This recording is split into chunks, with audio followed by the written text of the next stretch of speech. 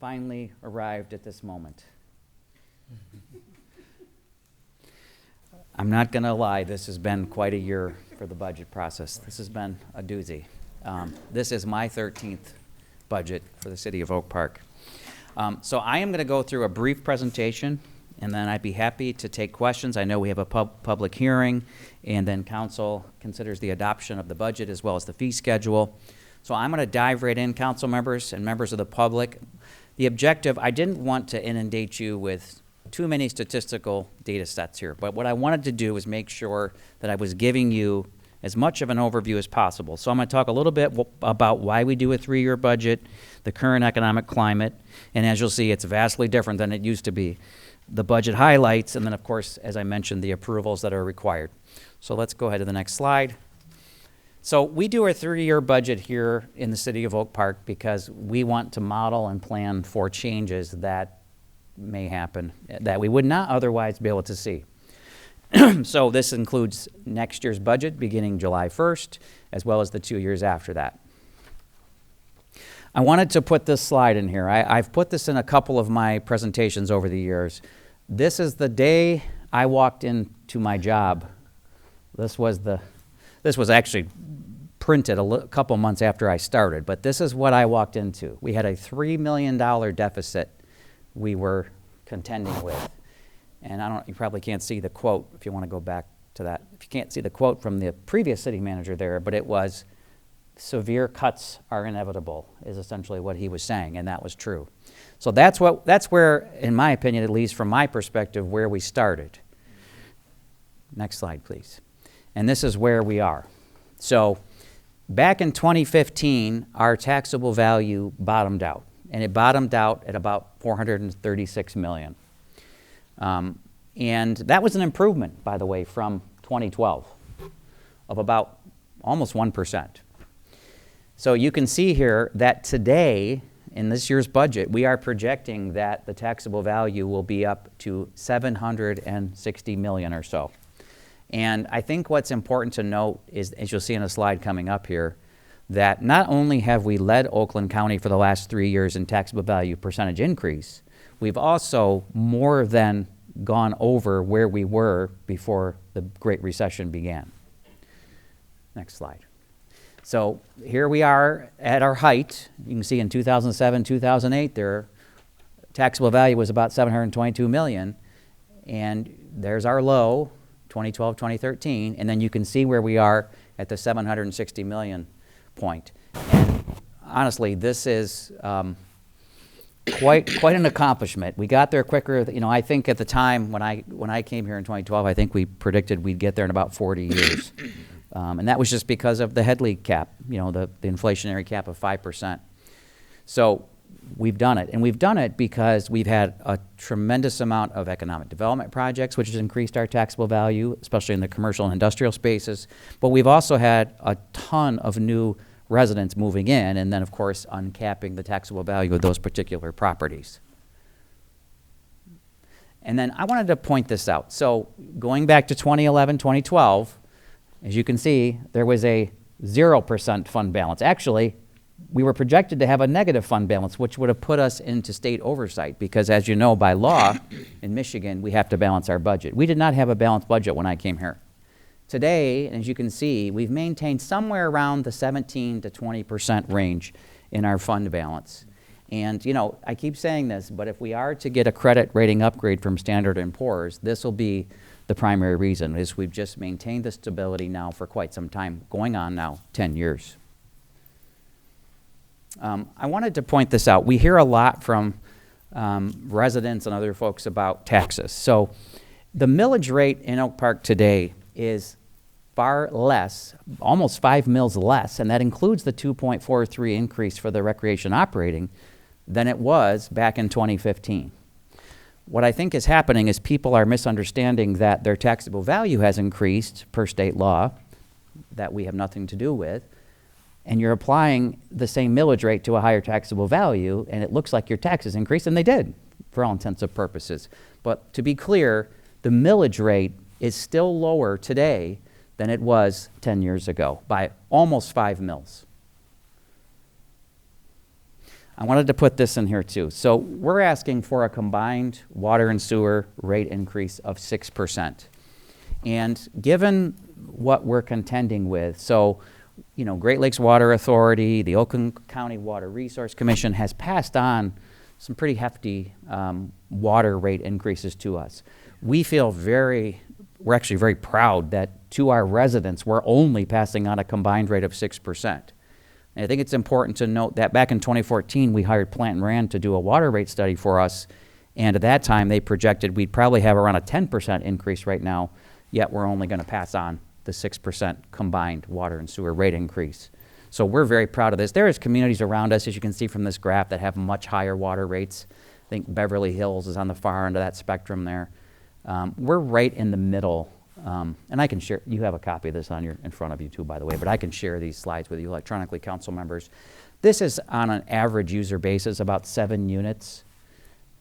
So right in the middle, and you know, we're very proud to be able to pass on these lower than compared to our peer cities averages. So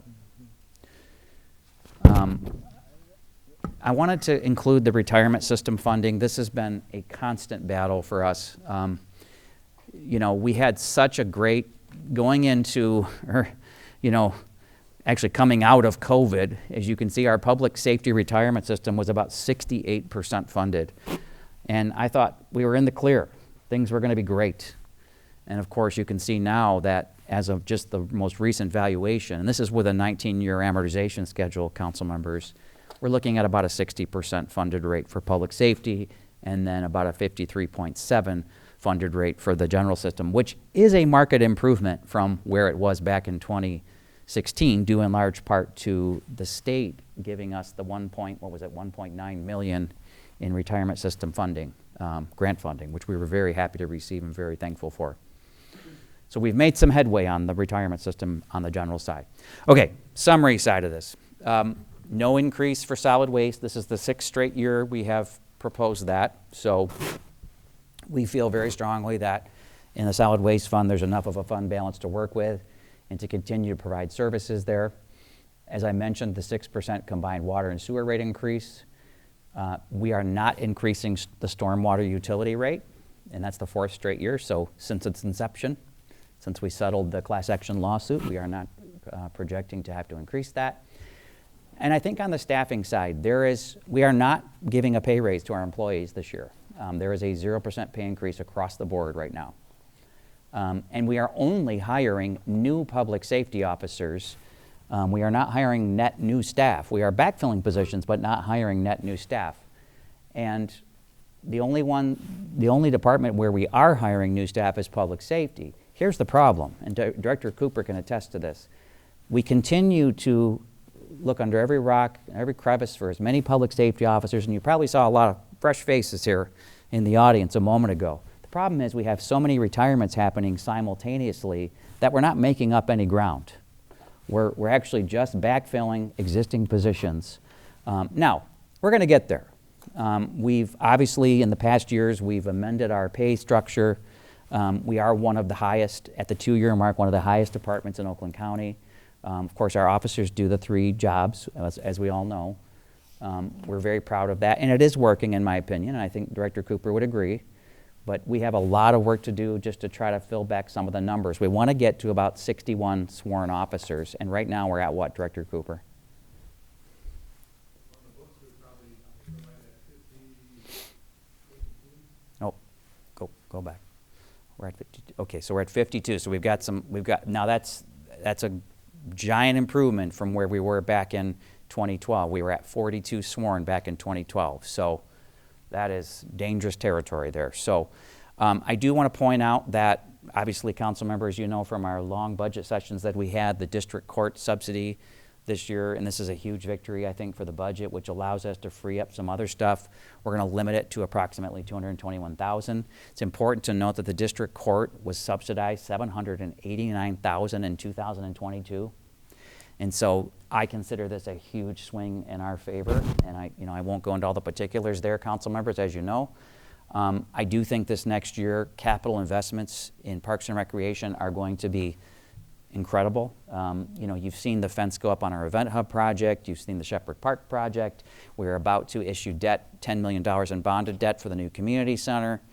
There's a lot of things that are going to be happening here in the capital investment side, and I think our residents are ready and eager to get it going. So, lastly, I think on this one, I wanted to mention that I was hoping to have the answer to this. I know Sandra and I talked today about this, but I was hoping to have the answer tonight.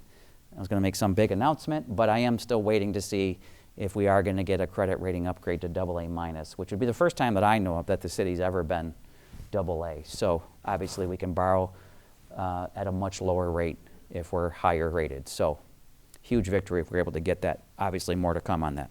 Next slide, please. Okay, so the approvals required are obviously the 3-year budget, most importantly next year's budget, the millage rates, council members, what you see in your packet for 25-26, and then also the fee schedule for 25-26. There were some small changes to the fee schedule, and those are marked in the fee schedule in the leaflet there inside of your packets. I am happy to answer any questions that you may have, and I would also be happy to answer any questions the public may have when we get to the public hearing. Thank you. And one more thing. I want to thank our staff, Josh, Sandra, Dave, Adam, Brittany. I'm probably forgetting people. Dave, I mentioned you, Ed. The budget is a, 2-month plus process that, quite honestly, is exhausting. And tonight is the culmination of it. And I know it's also exhausting for city council members. The public doesn't know this, but they've spent a tremendous amount of time, not only with staff going over the draft budgets and the work sessions, but also, of course, reviewing the documents. So I want to thank all of you, and then most importantly, the residents and business owners for their support over the years. Oak Park is undoubtedly moving in the right direction, primarily because of their support. Be happy to answer any questions you may have, council members. Yes, Councilwoman Egger.